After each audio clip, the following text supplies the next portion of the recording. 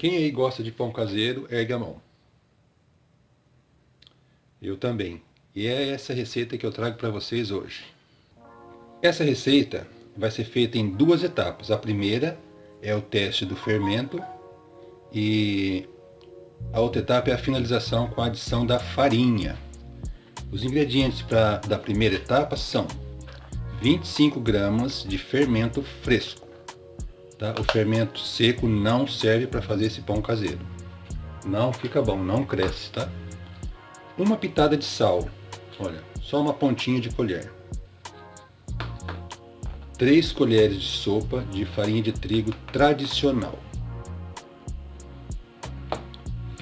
E 3 colheres de sopa de açúcar cristal. Ah, tem água também, tá? 750 ml de água. Primeiramente, em uma caneca, você coloca as 25 gramas de fermento.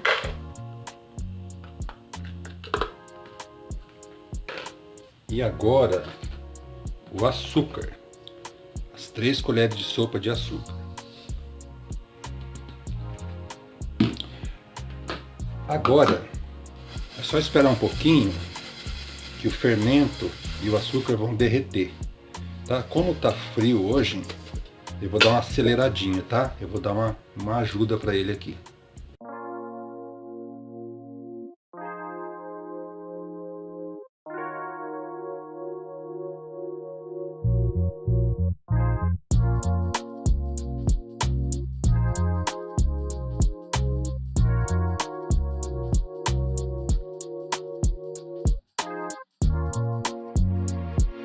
Prontinho, olhem aí. Tá bom? Já dissolveu. Agora vamos colocar a água. 750 ml de água morna, não quente, tá? Não pode ser quente.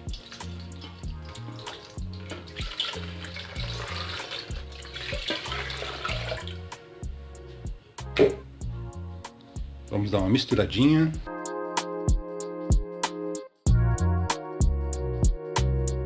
Agora a gente pode colocar o sal, tá? Só uma pontinha assim, olha.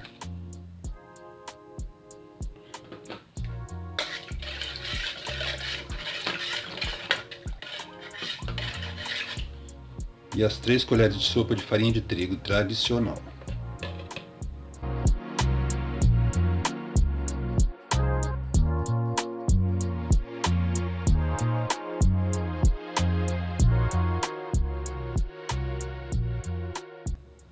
Depois de bem dissolvido, é só cobrir e reservar num cantinho por uns 15 a 20 minutos.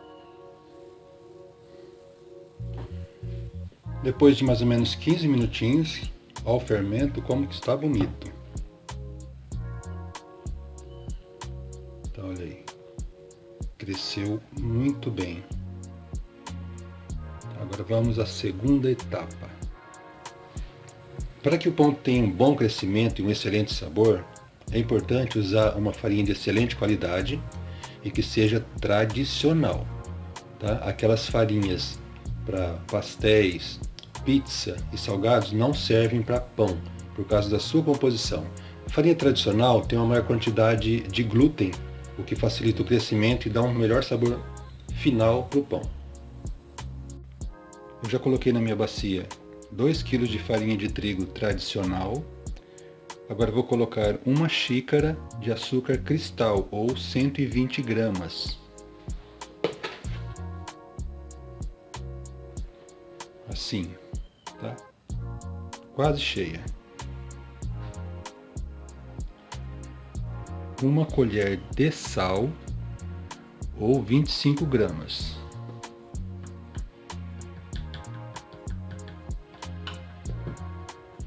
Olha, eu vou colocar uma colher rasa, tá bom?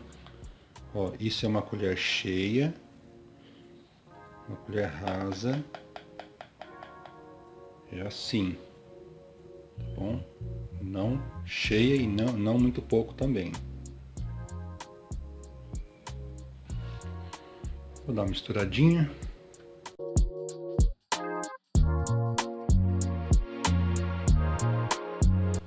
Perfeito. Agora 8 colheres de sopa de óleo de soja.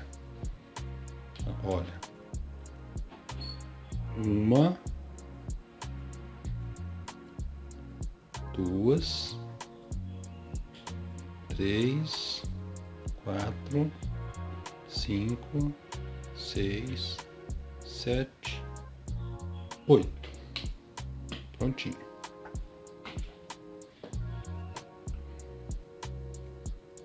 As mãos bem lavadinhas.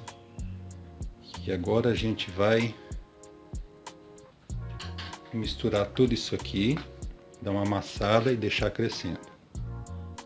E por último, o nosso fermento.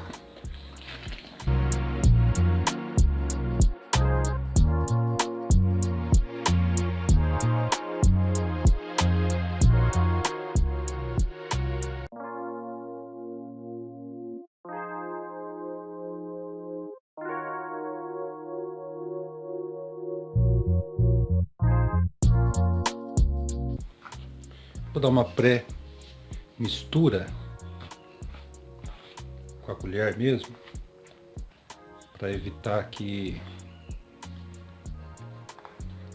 fique muito grudado nas mãos, né? Dá uma misturada nessa parte líquida aqui.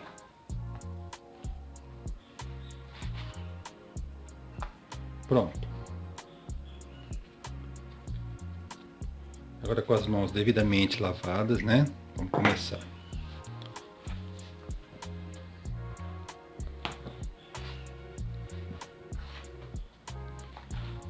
Essa receita geralmente vai faltar um pouquinho de água, tá? Que pode ser acrescentado depois. É sempre bom a massa ficar mais dura do que mole, porque acrescentando farinha, a tendência é a receita desandar, tá bom? Ela vai ficar um pouquinho, não fica tão boa, né, com acréscimo de farinha depois. É melhor acrescentar o líquido, que ele é neutro, a água, né? E a gente vai acrescentando de acordo com a necessidade.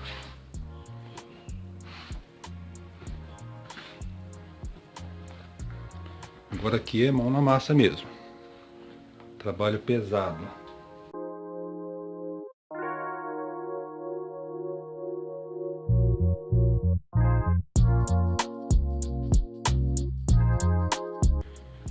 Quando você começar a amassar, a impressão que vai dar é que tá tudo errado, tá muito seco.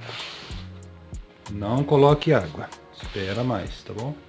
Vamos mexendo, mexendo até quase que essa farinha ser totalmente agregada nessa massa, para depois decidir o que a gente vai fazer.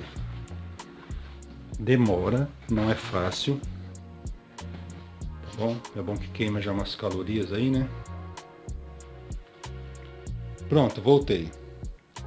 Olha, talvez o mais difícil de explicar através de vídeo seria o ponto da massa, mas eu vou tentar mostrar. Veja bem, já foi agregado todo o trigo, olha, não tem mais farinha de trigo aqui. E continuei sovando um pouco mais, mas a massa não se une, tá vendo? Que ela tá toda quebradiça. Então, isso aqui é sinal de falta de água, tá? Bom, eu peguei a nossa caneca do fermento, olha, enxaguei para aproveitar mais ainda. Vou colocar um pouquinho só, tá? Mais ou menos uma xícara daquela que eu mostrei anteriormente de água. E vou dar mais uma mexida, já mais uma amassada, né? E já eu retorno.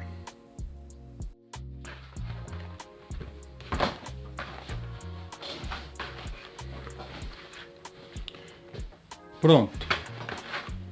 Veja como ficou a nossa massa. Toda incorporada. E agora ela vai descansar. Eu vou cobrir e deixar ela num cantinho. Se for na época do frio, né, sua região for fria, pode deixar ela descansando por uns 30 minutos. Se tiver calor, uns 10, 12, até 15 minutos já é o suficiente. Ela vai crescer, quase dobrar, né, e depois eu vou dividir para cilindrar.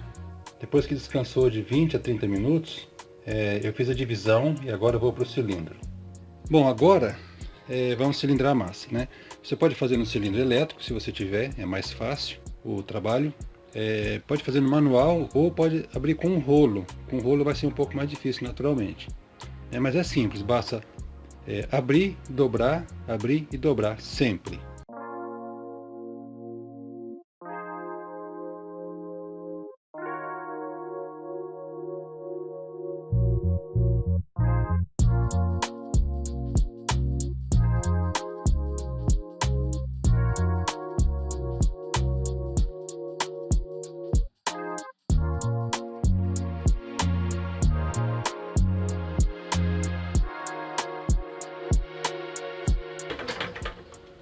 Agora, nessa parte aqui, que já está toda esticadinha, você tem duas opções.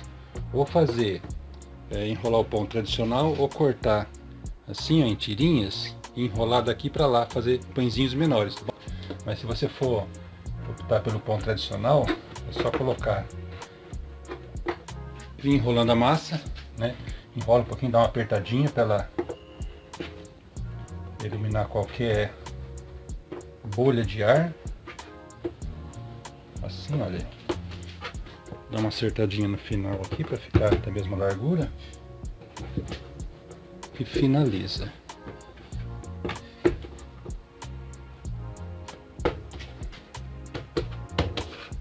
Prontinho. Pronto, já cilindrei e enrolei. Agora eu vou cobrir com um pano e deixar crescer, tá? Ele não é somente dobrar de volume, talvez 3 até 4 vezes mais para o pão ficar bom. Tá? Assim que estiver pronto, eu volto. Outro detalhe, quando for colocar o pão para crescer, coloca ele com a parte aqui, olha, finalizada para baixo, tá? Assim, porque se ela ficar de lado ou em cima, ele tende a desenrolar e não fica legal. Tá? E ficando para baixo não corre esse risco. E no próprio forno já e cobrir com um pano. É interessante abaixar a grade. Tem aqui a parte alta, o meio e a parte de baixo, a primeira. Então é interessante deixar a grade nesse ponto, porque ele vai crescer muito. Tá? E se deixando aqui no meio, ele pode encostar em cima e não é legal. Olha aí, o pão já está bem crescido. E eu vou acender o fogo agora no mínimo, tá? 180 graus por 10 minutos. Depois eu vou passar para 240 mais 10 minutos. E o restante do tempo, até pegar a cor, o máximo, 290. Tá? Esse aumento gradual da temperatura é para dar tempo de ele crescer mais um pouco. Olha, esse é o resultado da receita de hoje. O tempo de forno pode variar de acordo com o forno, tá? O meu em relação ao seu. Ficou aproximadamente 40 minutos. Eu também costumo retirar quando ele atinge essa cor. O tempo de crescimento também pode variar, tá? De acordo com o clima. Hoje está muito frio, então ele ficou 8 horas crescendo, mas no verão esse tempo é bem menor. Espero que vocês tenham gostado da receita. Quem não for inscrito, se inscreva, ative o sininho para ser notificado de novos vídeos. Até a próxima.